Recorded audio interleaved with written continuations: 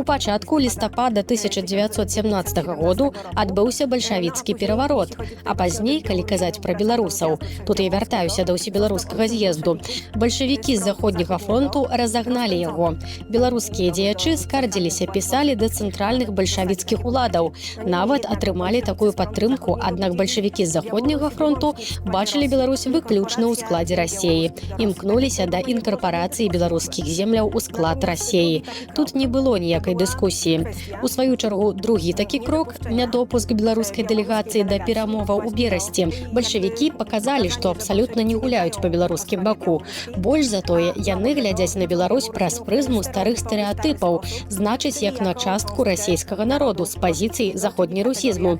Гэта быў такі апошні званок, каб разарваць сувязі з савецкай Расеяй, якая пераставала для беларусаў быць надзейным партнёрам.